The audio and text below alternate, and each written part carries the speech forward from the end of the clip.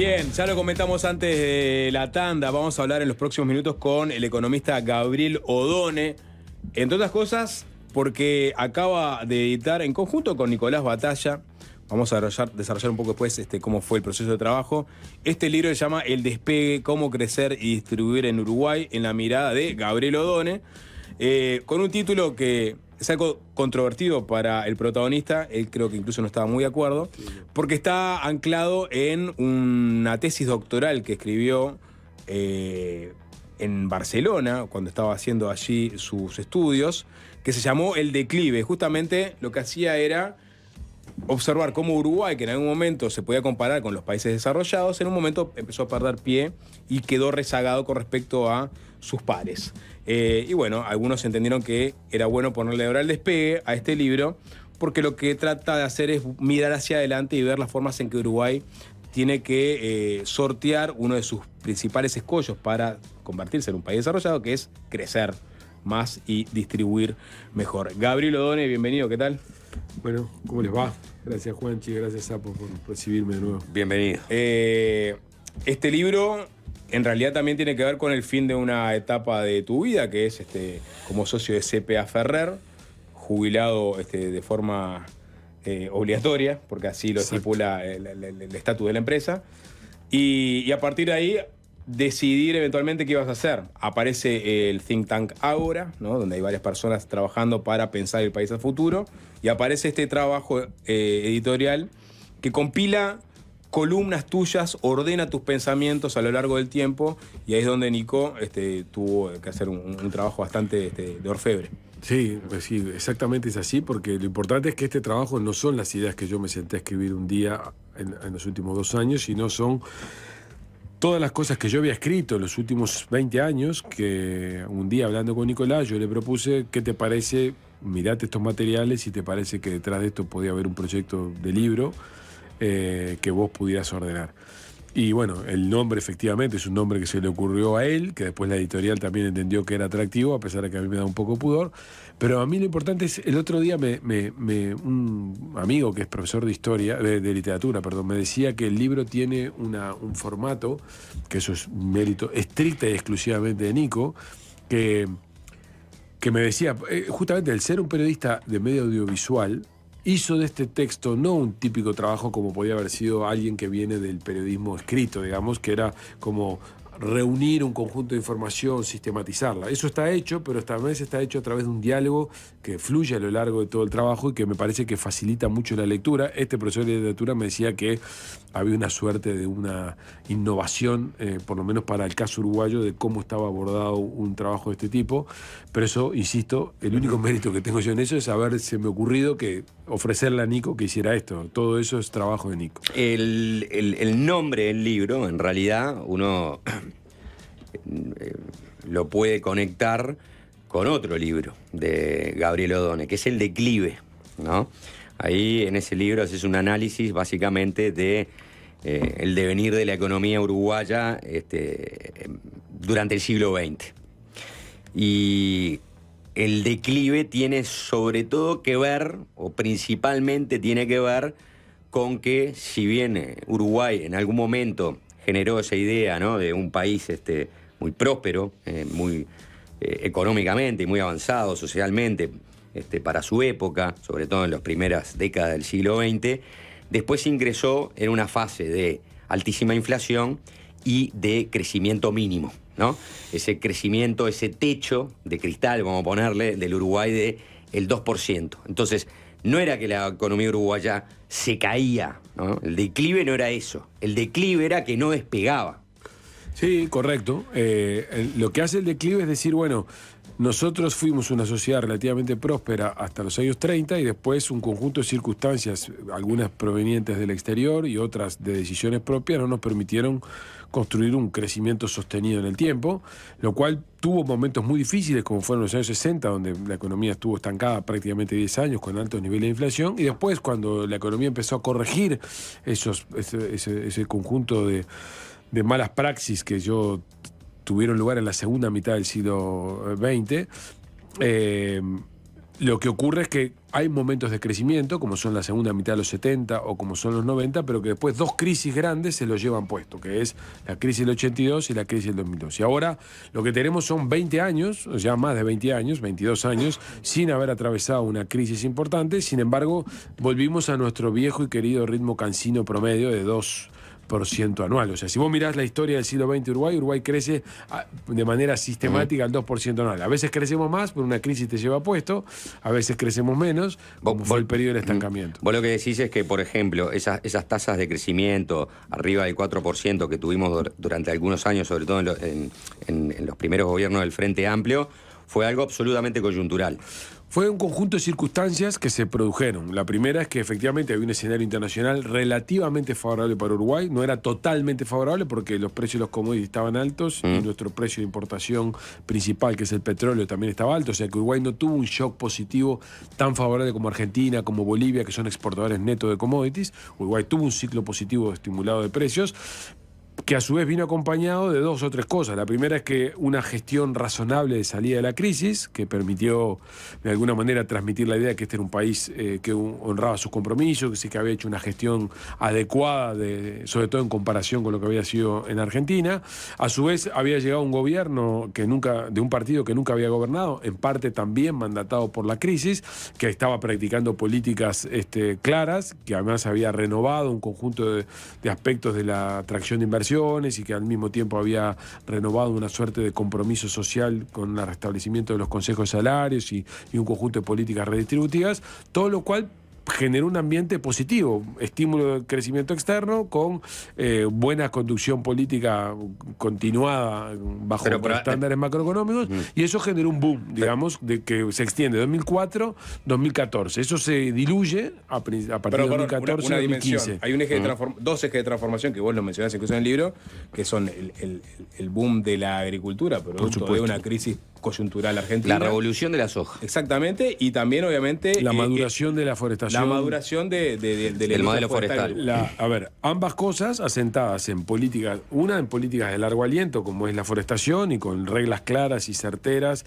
y otra vez el manejo de la crisis razonable y la alternancia en el gobierno con gobiernos razonables, adheriendo a la estabilidad macroeconómica, alineamiento de política económica en general, y la otra, la agricultura, sí, una circunstancia aprovechada por la mala praxis de la política económica argentina, que Uruguay, con unos precios internacionales muy favorables como eran la de la primera mitad de la década primera de este siglo, aprovechó para generar esta invasión de la agricultura que, una vez que los argentinos se fueron, igual dejó un sedimento muy importante porque revolucionó la forma en la que la agricultura y la ganadería se provocan. O sea que son un conjunto de shocks externos bien aprovechados, porque no hay que perder de vista eso. No son solamente cosas que vienen de afuera. Uruguay podía haber recibido todos esos shocks positivos, como Argentina lo recibió. Y administrarlos mal. Y administrarlos mal. Uruguay los administró bien, y por eso es que tuvimos tan buen desempeño en esa primera década del siglo XXI. Llegó mucha inversión de afuera, también llegaron muchos fondos de inversión que son a veces muy volátiles, algunos le llaman, ¿no?, capitales golondrinas. O sea, si hay un muy buen precio en determinado activo, por ejemplo, en ese caso era esa soja sostenida casi a $600 durante mucho tiempo, bueno, vienen, una vez que ese precio se baja, se va. Pero la digresión era que muchos uruguayos dirían, bueno, no, miren que nosotros colaboramos mucho también en la revolución de incorporar tecnología mirando a nuestros hermanos argentinos en aquel momento. Pero te quería llevar a te lo pongo con una frase de Lennon, ¿no?, de una canción, The Dream is over, what more can I say, ¿no? El sueño ha terminado, ¿qué más puedo decir? Allí vienen los aspectos negativos. Primero, esos shocks externos favorables caen porque caen los precios de los commodities. Y aparte, ya la buena administración no es suficiente. Correcto. ¿No? Entonces, eso ya era el diagnóstico. Colisionan dos trenes.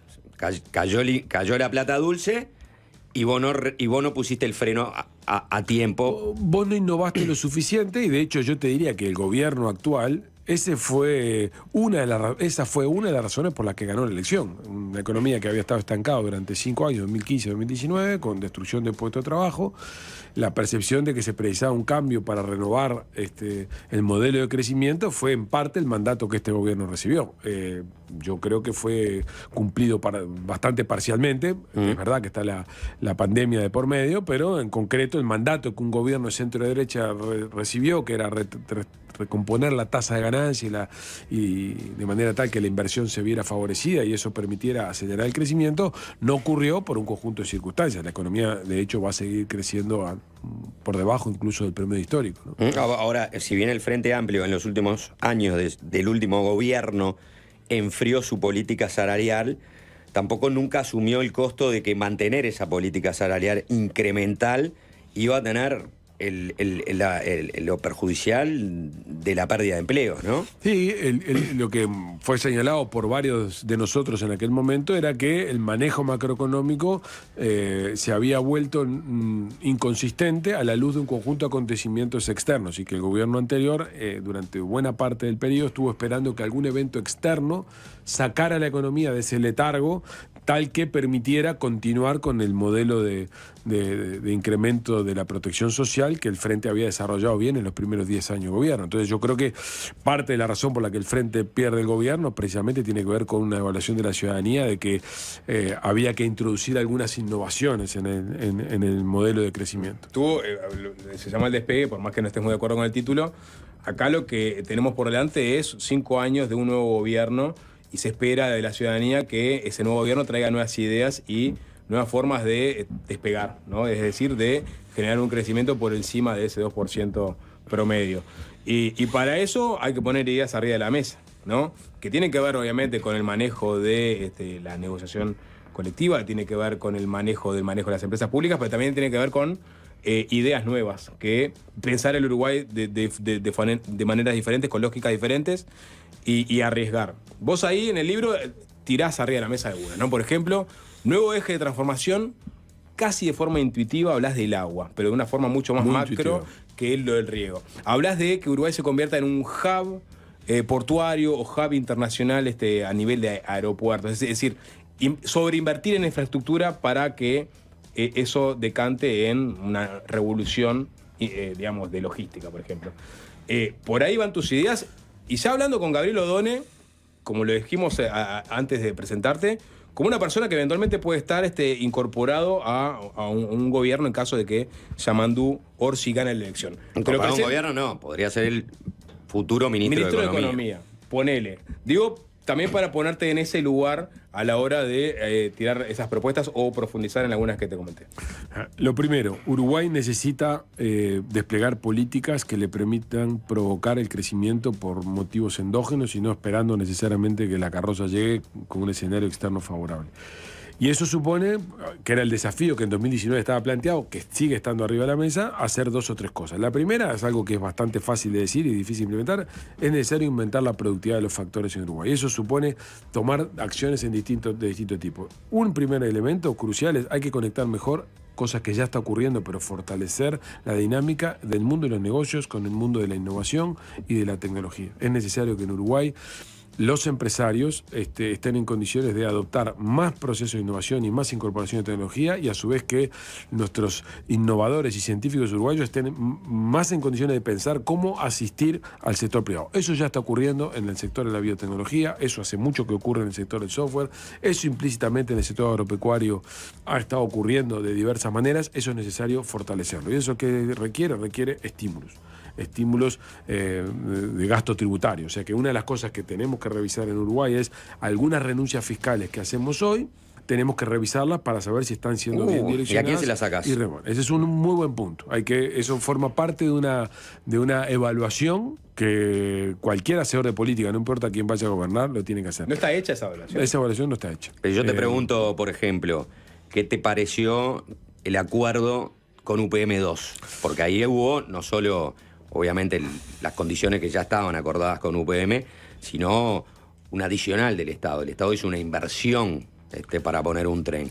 Y bueno, y esa mercadería que UPM exporta del país sigue saliendo de una zona franca, o sea, es una zona libre de impuestos. ¿Te pareció un buen acuerdo? ¿Ese es el tipo de acuerdo que hay que revisar? Bueno, yo estudié ese tema desde el otro lado del mostrador, el sector privado, y efectivamente había números que te decían que para que la inversión se materializara y pudiera ser sostenida en el tiempo, requería de un conjunto de decisiones de contribución. Ahora, responderte que todas las que fueron entregadas y las que fueron otorgadas eran las que hubiera que haber hecho, tengo dudas. Es más, recuerdo que una importante autoridad del momento renunció al cargo, que era Andrés Massoyer, precisamente por tener discrepancias. Claro. Tengo la impresión de que el gobierno de la época no llegó con todos los estudios y la información necesaria como para lo apuró por política. Bueno, pensá que la economía estaba fuertemente estancada.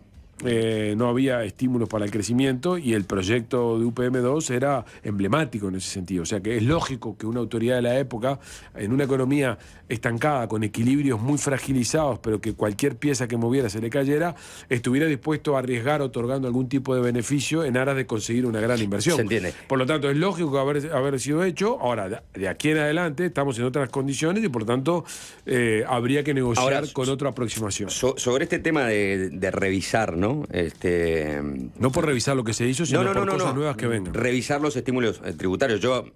Déjame que te ponga un ejemplo solamente. Sí. Uno de los efectos que estas grandes inversiones tienen es sus efectos sobre el mercado de cambios. Yo creo que eso no estuvo adecuadamente pensado en su momento. Vos me vas a traer una inversión de 2.500 millones de dólares. Bueno, la mitad de eso va por el mercado de cambios porque eso pasa a ser salario. Bueno, yo voy a tener que conseguir que vos te fondés en algún lugar en pesos. ¿Por qué? Lo que no me puede pasar es que vos me traigas esos dólares a lo largo de 7 u 8 meses y me afectes, el mercado de cambios. Y si lo vas a hacer, vamos a tener que encontrar la manera de que los beneficios que te voy a estar dando fiscalmente ya no van a ser tan grandes porque vos me generás un perjuicio en el tipo de cambio. Ese tipo de aproximación para captar inversiones, que la aprendimos ahora porque vimos lo que nos pasó, ¿no? Esto es con el diario del lunes, no es que una crítica a quien lo hizo, son el tipo de cosas que tenemos que revisar. Perdón, eso es para negociar. Para negociar una vez que aparece el inversor. Correcto. Interesado. Todavía no me planteaste cómo haces para atraer esas inversiones. Bueno, por supuesto.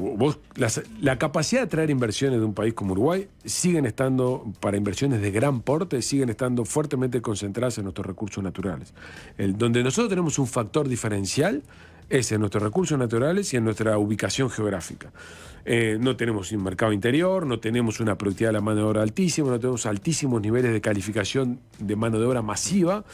Esas son cosas en las que tenemos que trabajar. Nosotros queremos traer inversiones en el campo del software, en el campo de la biotecnología, tenemos que invertir recursos y tiempo para formar más recursos, pero eso va a ocurrir dentro de 20 años. Por lo tanto, en los próximos 10, 15 años, la razón por la que nosotros vamos a captar una gran inversión es porque alguien venga a radicarse a Uruguay, porque la capacidad de explotar de manera amistosa con el medio ambiente nuestros recursos naturales es atractiva, y ahí está todo el entorno del agua o cosas de energía, o que aproveches tu ventaja de estabilidad política y económica y de reglas de juego y de competitividad, por la cual hay que mejorar productividad, de un sector logístico que está muy bien ubicado. Hoy volvieron las cifras de hacerla. El 60% del tránsito y transbordo, de la carga del puerto de Montevideo en contenedores es tránsito y transbordo. Eso es un típico ejemplo donde Uruguay tiene mucho para recorrer y por lo tanto el sector logístico es un lugar crucial para Uruguay. Vamos a hablar de varias cosas que están en el libro después de la tanda, a los ojos de la eventual posibilidad de que O'Donnell ocupe, por ejemplo, el cargo de ministro de Economía, si Yamandú Orsi llega a ganar las elecciones y el Frente Amplio llega de nuevo al gobierno, porque allí en el despegue hay muchas ideas o muchas opiniones o visiones que evidentemente contrastan por lo menos con un conjunto de sectores del Frente Amplio que lo ven, te diría que radicalmente de otra manera. Pero antes de hacer esta tanda corta, si yo te pregunto, ¿qué cosas podés ubicar vos de este gobierno que colaboran con este despegue? ¿Qué cosas me podrías nombrar? de lo que ha hecho este gobierno? Es una buena pregunta. La primera cosa es haber consolidado, haber logrado que la situación macroeconómica no se desarmara mucho en un contexto de un shock global como fue la pandemia, y que si bien la situación fiscal no mejoró, no empeoró gravemente como sí ocurrió en la región. En segundo lugar, haber mejorado, a pesar de que la forma en la que se hizo yo no la comparto, el nivel de haber reducido la inflación, lo cual nos da un punto de partida atractivo para generar. Y luego, yo comparto los lineamientos generales de lo que se propone la reforma educativa. Creo que hay un gran problema de gestión del cambio y por lo tanto va a quedar mucho para hacer para consolidar algunas de esas cosas, lo que va a suponer revisar. No es posible hacer transformaciones relevantes en el sector educativo sin un apoyo, no digo masivo, pero un apoyo contundente de los docentes, y en eso falta mucho por hacer. Y en el capítulo de un factor que generaba mucha incertidumbre, que era la reforma previsional, creo que hoy tenemos un escenario de menos incertidumbre que el que teníamos en 2019. No obstante lo cual, la reforma previsional aprobada no es de mi agrado absoluto, y además el Frente ¿Porque le echaron mucha agua a la leche? Porque le hicieron mucho agua a la leche, porque no se revisó el esquema de financiamiento, porque no se despejaron las dudas que están en torno a los regímenes especiales que están en el contorno del sistema, y por lo tanto porque quedan capítulos por hacer. Pero el nivel de incertidumbre que provocaba el crecimiento tendencial del gasto previsional que teníamos hasta 2019, eso fue atajado. Yo no lo hubiera atajado de esta manera, pero es una situación, como lo he dicho en otras oportunidades. Si estabas en el Parlamento, ¿levantabas la mano por esta reforma? Probablemente sí, como lo he dicho, bien, a pesar de que mis colegas, o mejor dicho, yo hubiera estado en condiciones de aconsejar no votar en contra de esta reforma con algunas modificaciones adicionales que yo le hubiera introducido. Bien, estamos hablando con el economista Gabriel Odone, acaba de editar el libro El Despegue, en conjunto con nuestro compañero de radio Nicolás Batalla. Hacemos una tanda y volvemos. Es fácil desviarse.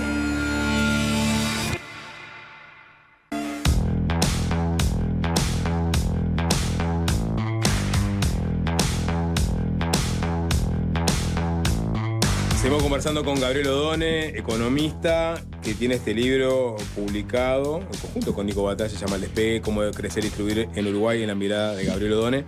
Y nos metemos lentamente en la arena política, pero también desde una mirada de la economía y pensando el país. El prólogo no tiene quien lo escriba, ¿no? Iba a haber un prologuista y se lo contactó, y ese prologuista falleció antes de escribirlo, aunque sí había aceptado escribirlo. Y el propio Odone termina escribiendo el prólogo. Dice: dejar este espacio en blanco intenta hacer un pequeño homenaje a una de las personas más influyentes de la historia reciente del Uruguay, gracias a su honestidad intelectual y valentía. El prologuista iba a ser Danilo Astori, que falleció. Y es por eso que no terminó siendo parte de este libro. ¿Para vos es tu principal referente en materia política? Sí, para política. Mí, para mi generación. Sí. Yo siempre voy a recordar año 84, agosto del año 84, asamblea de la Facultad una asamblea en la Facultad de Ciencias Económicas, supuestamente cayendo en la intervención, ¿no? Díaz acababa de cesarla, y Danilo Astori entró a esa asamblea junto con Fernando Brago, que era en aquel momento dirigente de ADUR, y con el profesor Buquet, que era un viejo profesor de la facultad. Y en esa asamblea, recuerdo desde Javier Daedo, Gustavo Licandro, Lito Alfi, Gustavo Michelin, o sea, y toda la barra de la CEPFEU, ¿no? Mario Vergara, Fernando Lorenzo, o sea, estábamos un conjunto de gente que teníamos 18 o 20 años, y yo recuerdo que el discurso que pronunció Danilo para mí fue magnético. Yo había escuchado hablar de Danilo, había leído algunas cosas de Danilo, pero nunca lo había visto hablar en público. Y yo recuerdo que lo único que dije es, yo cuando sea grande quiero ser como él, algo así, ¿no? O sea que en realidad para mí es sin lugar a dudas, desde el punto de vista político, desde el punto de vista personal, después yo fui consejero en la facultad cuando Danilo era decano y condujo todo el proceso de transición, que era una transición compleja, ¿no? Porque era el restablecimiento de los docentes que habían sido destituidos, pero al mismo tiempo con el cuidado que había que tener, porque habían ocurrido cosas en 12 años, no se podía destituir al barrer a gente que había construido su carrera. Y Danilo eso lo manejó con un equilibrio en un momento de mucha efervescencia, de mucha idea de hay que volver a la Universidad del 73 y destituir a todos los que llegaban al medio. Danilo eso lo manejó de una manera espectacular. Por lo tanto, para mí siempre fue un referente desde todo punto de vista, a pesar de que muchas veces, por supuesto, discrepaba. Pero todo lo que él hizo cuando él está dispuesto a aceptar la reforma constitucional del año 96, que a la postre en algún sentido postergó la llegada del Frente Amplio al gobierno, pero que de algún sentido impidió que el Frente Amplio estuviera a cargo de la gestión durante la crisis, y que después le dio las mayorías parlamentarias al Frente Amplio, muestra una lucidez grande de Danilo, y a su vez otras posturas, ¿no? Estar en contra del default cuando en el 2003 algunos sectores del Frente Amplio lo proclamaban, el propio Vázquez lo hacía. Pero hacia ahí Estuvo a favor de la ley de ANCAP en el año A favor de la ley de 2003. ANCAP. Históricamente fue en contra de muchas posturas mayoritarias del Frente Amplio, ¿no? Y siempre marcó sus disensos. Siendo, Y- sin lugar a dudas, el más frentista de todos los dirigentes Claro, importantes. y sin embargo- Porque en realidad él estaba en el Frente Amplio antes de que Mujica y Vázquez fueran dirigentes relevantes del Frente Amplio. Y Mucho tú, antes. ¿tú crees que hay otra persona que pueda,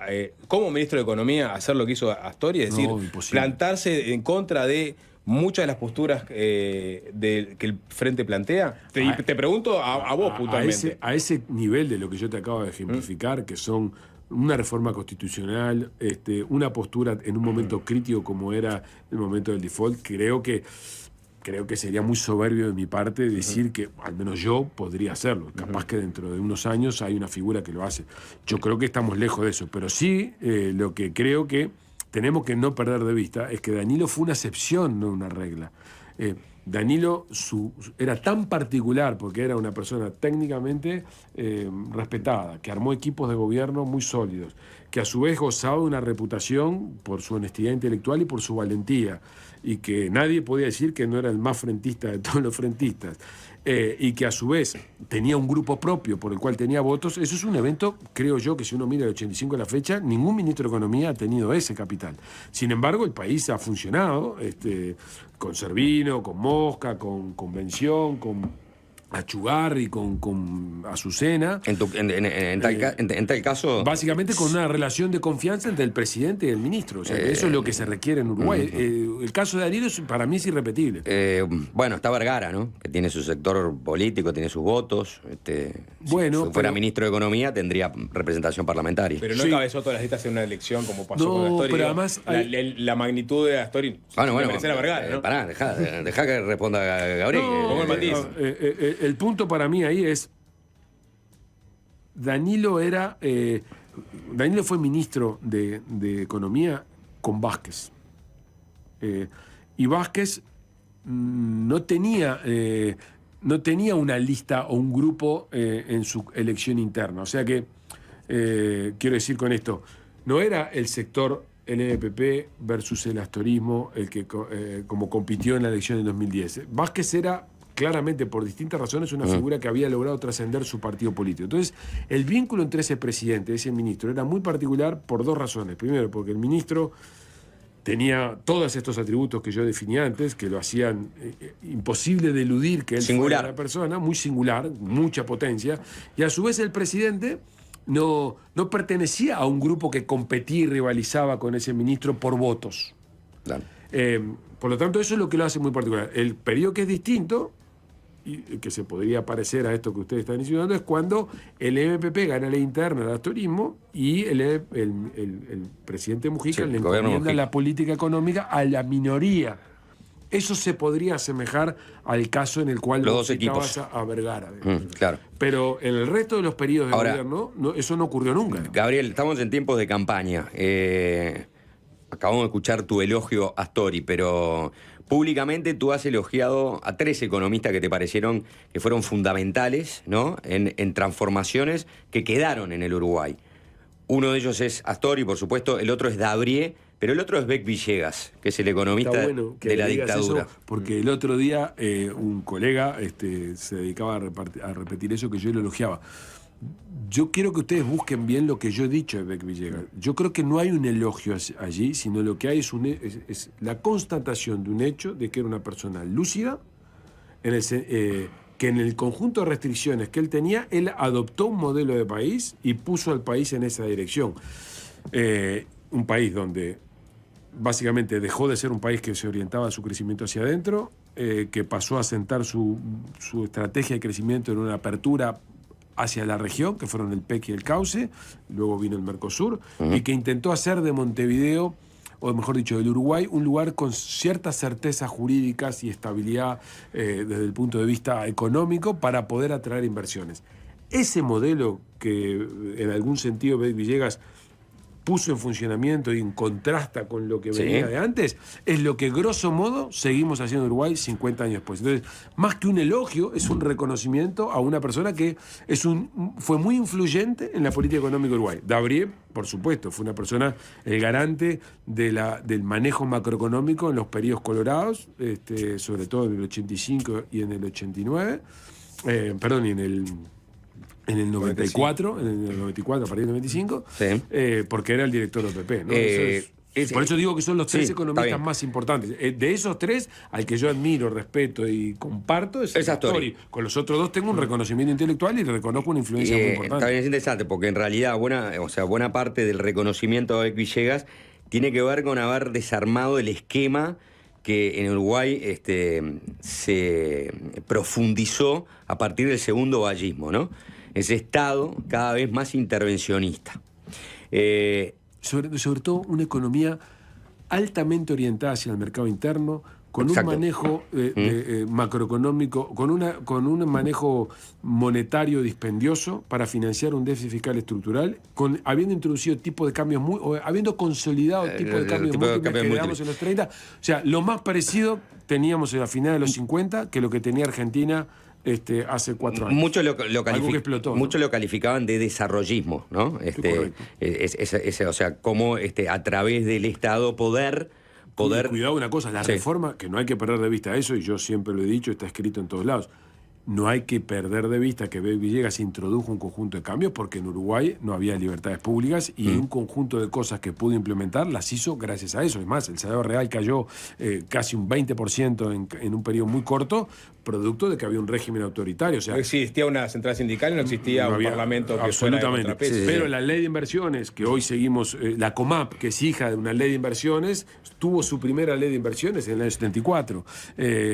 La idea de que el PEC y el Cauce eran el camino para abrirse al mundo, que es el Mercosur, es de los años 75-76. O sea, ahí hay un conjunto de ideas que la sociedad uruguaya fue aceptando, pero que fueron introducidas por ese primer gobierno. Te quiero llevar a un pasaje de tu libro, ¿no? Que tiene que ver con los recientes gobiernos del Frente Amplio, ¿no? Tú decís, en el pasado reciente tenemos ejemplos de decisiones de inversión, porque acá estamos hablando nuevamente, ¿no? El Estado como inversor o el Estado como empresario, se podría hablar. Orientador y garante. Exacto. Bueno, en el pasado reciente tenemos ejemplos de decisiones de inversión cuyos fundamentos son, en el mejor de los casos, cuestionables desde una mirada estrictamente del negocio en cuestión. Las construcciones de la Torre de las Telecomunicaciones y del Antel Arena o el complejo sucro alcoholero de Alur son ejemplos ilustrativos. En los tres casos, las decisiones de esas inversiones parecen haber estado más atadas a circunstancias políticas coyunturales que a aspectos relacionados con el cometido de los objetivos, el servicio a cargo o la rentabilidad de la empresa pública involucrada. Bien, acá yo veo una crítica te diría que a una de las banderas del MPP, por ejemplo, a Lur, ¿no? Veo una crítica a la actual candidata a vicepresidenta del Frente Amplio, Carolina Cose, cuando se cuestiona, ¿no?, que la Antel Arena esté dentro de los objetivos que tienen que cumplir las empresas públicas. A ver, mi visión es: las empresas públicas deben ser empresas, en primer lugar, y tienen que estar orientadas por sus negocios. Y por lo tanto, las inversiones tienen que estar justificadas en una rentabilidad esperada. Lo que no quiere decir que bajo ciertas circunstancias políticas pueda haber una decisión de inversión adecuadamente fundamentada que se aparte de ese objetivo. Yo no soy partidario de recorrer ese camino, es más, yo soy de los que creo, como... ¿La Antel Arena te pareció adecuadamente fundamentada? No, yo creo que no es una decisión, que además fue motivo de controversia incluso al interior del Frente Amplio. El propio ministro de la época, Astori, la cuestionó en su momento. Fue una decisión controversial. Está dentro de lo que una empresa pública o una empresa de ¿Está dentro del giro de telecomunicaciones, Antel o no? pero está dentro de lo que algunas empresas hacen en el mundo, que están en un giro que no tiene nada que ver, invirtiendo en la arena, está dentro. Eso está lleno de ejemplos en el mundo, de empresas privadas que lo hacen. Claro. Está dentro de lo que Uruguay precisaba, y bueno, probablemente sí. La pregunta es si al final del día tenía sentido que fuera Antel la que lo hiciera o podía haberse recorrido otro camino. Si me hubiera tocado a mí discutir el tema por la información que tengo, probablemente hubiera dicho que no. Pero la historia de Uruguay es una historia por eso es importante el ejemplo primero que vos citaste. La torre de telecomunicaciones es exactamente la misma discusión que tuvo lugar en un gobierno de Sanguinetti en el 95. Ahora, si yo te pregunto algo muy concreto, de la semana pasada, ¿no? El gobierno aprobó un decreto para que finalmente, por ejemplo, los cables operadores puedan hacer arrendamiento de la infraestructura de Antel, o sea, de la fibra óptica, de la instalación que hizo Antel de la fibra óptica, que es competencia exclusiva de Antel. O sea, es el que tiene el monopolio para poder hacerlo y tener esa infraestructura. Muchos la defienden en el sentido de que en el mundo hay una dinámica transversal, ¿no? Donde se ve más como cooperaciones para dinamizar el mercado. Pero desde el Frente Amplio se tiene una visión muy contraria en relación a que, por ejemplo, la infraestructura de Antel pueda ser alquilada, por decirlo de otra manera, por cable operadores o por otros operadores que estén dentro de ese negocio. Inclusive el ministro Paganini en su momento habló, bueno, pero hasta es un buen negocio para Antel. Si vos tenés una capacidad ociosa, mejor, y puso el ejemplo de un taxi, ¿no? Tenerlo andando las 24 horas, por más que uno solo sea el propietario, ¿no? O sea, tratar de rentabilizar mejor lo que ya invertiste. ¿Vos estás de acuerdo con la posición de, por ejemplo, que aprobó este decreto? Yo filosóficamente no soy contrario a soluciones donde optimizo los activos públicos. O sea que no soy contrario desde el punto de vista ideológico a recorrer caminos como este. No estoy en condiciones de responder si el contrato específico que se está firmando en este caso cumple con todos los requisitos que yo, pues no lo sé, que yo pondría como para preservar el valor de los activos de la empresa, de manera tal de que la empresa no pierda valor, y además que desde el punto de vista estratégico, efectivamente yo optimice, porque el ejemplo de Paganini es correcto, dado que hay un stock, digamos, inamovible de coches que se ponen a disposición del transporte. Pero no estoy seguro que desde el punto de vista estratégico, por el tipo de competencia que yo eventualmente quiero desarrollar en el futuro desde esa empresa pública, yo haciendo esto no me estoy cercenando la posibilidad de hacerlo. Por tanto, como no tengo información, porque no he estudiado el tema, esa es la verdad. Pero si la tuvieras, no te cerrás. Ante un planteo de este tipo, yo lo estudiaría con seriedad y buscaría la manera de optimizar el acceso, o sea, facilitar el acceso a la ciudadanía de un servicio de calidad, siempre y cuando los activos y el valor de la compañía, que es de la cual soy accionista en algún sentido, esté defendido. Esa sería mi aproximación. O sea, yo no tengo una visión de que lo público es lo público y no se puede compartir con lo privado. Eso todo el mundo lo sabe, cualquiera que haya leído lo que yo pienso es así, pero no estoy en condiciones de pronunciarme sobre esto concreto que se firmó, es el camino adecuado. ¿No tenés una posición formada sobre No tengo una posición formada sobre lo que se está discutiendo en este momento. Una cortita, antes de cerrar, Gabriel. Tú tenés un pasado vinculado al Partido Socialista, ¿no? Al cual renunciaste en 2015, entre otras cosas por discrepancias en el manejo que tuvo ese sector con respecto a las decisiones que se estaban llevando adelante con el TISA, ¿no? En realidad fue el detonante. Fue la razón por la cual yo encontré una justificación frente a mí mismo, es decir, esto tiene sentido apartarme porque ya no hay retorno en mi vínculo con ellos. Quiero ir para este lado. O sea, vos, de ser ministro de Economía, ¿serías intrascendente ante algunos temas, como por ejemplo que la fuerza política a la cual representás no avance en ciertos tratados comerciales? O sea, ¿tendrías una postura intrascendente que te llevaría incluso a dejar tu cargo? ¿En algo no transás? Bueno, sí, por supuesto. Si yo por alguna razón una decisión que el Poder Ejecutivo que yo eventualmente integro violenta alguno de mis principios, y eso tiene que ver con libertad, democracia, o algo considero que es absolutamente inconveniente para el país porque arriesga a generar un problema en el futuro, por supuesto que mi cargo quedaría a disposición, o sea, batallaría todo lo que pudiera para convencer al Poder Ejecutivo que no tomara esa decisión, y llegado el momento tendría que decir que no. Por ejemplo, es y salvando las distancias nuevamente. Eso es algo parecido a lo que en el 2005 tuvo el ministro de la época, Astori, planteó en relación a la discusión presupuestal de ese año. O sea, todas las personas estamos dispuestas a ser flexibles y a acordar en aras de que uno no es el dueño de la verdad y además integra una fuerza donde hay un conjunto de gente que piensa de manera diversa. Pero hay cosas que constituyen una línea, digamos, que no se debe traspasar y esos ocurrirán en el momento que ocurran. Yo hoy, en este momento, no hay nada en términos de lo que es una conducción de política económica que a mí a priori me genere la imposibilidad de aceptar. Pero por supuesto, para poder aceptar si hay un ofrecimiento, lo primero que tengo que conocer es qué se pretende hacer, discutir, tratar de convencer con mis ideas y ver si efectivamente estamos de acuerdo quien tiene que ser el responsable absoluto de la política económica, que es el presidente de la República, y mis ideas. El presidente puede no estar de acuerdo conmigo finalmente. Desde la actividad privada CPA Ferrer hizo un informe favorable a Catunasi, ¿no? Al otorgamiento de Catunasi de... Déjame ser preciso, porque no sé es preciso, yo te hago la pregunta. Un informe favorable a Catunasi, no. Un informe que lo que decía era que el otorgamiento en exclusividad de una terminal de contenedores en Uruguay era una solución económicamente posible y era técnicamente defendible. Luego está todo el acuerdo que Catunasi hizo con el gobierno. Yo quiero sacar el acuerdo. Bien. Pero digo, obviamente no es favorable a Catunasi, pero el interesado y el que pagó fue Catunasi. Por supuesto, eso por supuesto. O sea, lo que quiero plantearte es, olvídate de cómo se hizo el acuerdo.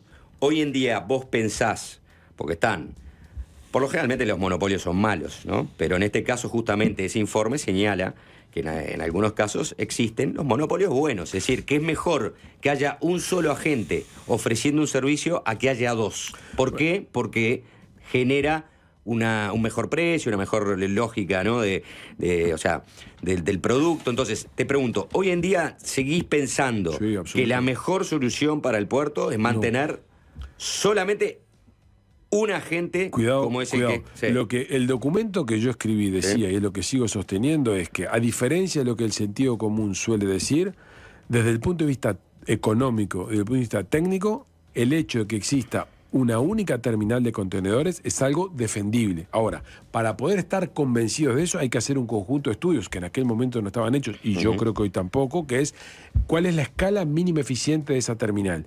Si la escala mínima eficiente de esa terminal no está alcanzada, y tengo la impresión de que no está alcanzada, tiene más sentido tener un único un único operador que tener multiplicidad. De hecho, lo que ocurría en el periodo anterior, y además, una vez que uno hace eso,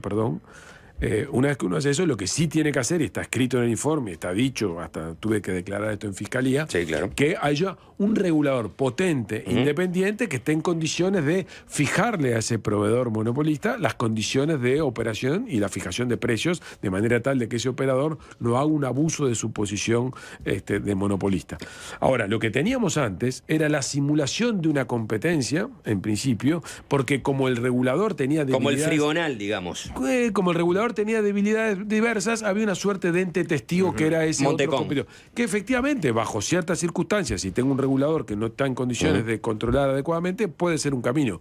Lo que está escrito en ese informe es que el camino de un regulador, de una terminal única, con un buen regulador, independiente y con capacidad de controlador, podía ser una solución más eficiente que la de ese duopolio simulado. Eso es lo que simplemente está dicho y en eso sigo pensando exactamente lo mismo, Bien, con la perfecto. diferencia que ahora hay un contrato que vincula al país por un periodo muy prolongado y por lo tanto todo lo que vaya a discutirse al respecto parte de ese punto. A mí me tocó escuchar en Primera Mañana con Raúl Ponce de León una entrevista a Jorge Polgar decir que ese trabajo era no lo hacía ni un estudiante de segundo de la Universidad de Economía. Yo creo que si se lo volvieras a preguntar no te lo respondería de esa manera. Creo que cometió un exabrupto en la forma en que se manifestó.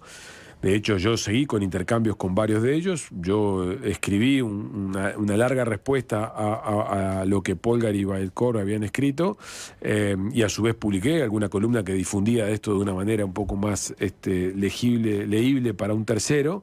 Y tengo la impresión de que esa idea de que el informe nuestro, que por cierto tenía problemas, ahora les voy a decir por qué, no pasaba, no parecía ni siquiera escrito por un estudiante de segundo año, es algo que no repetiría.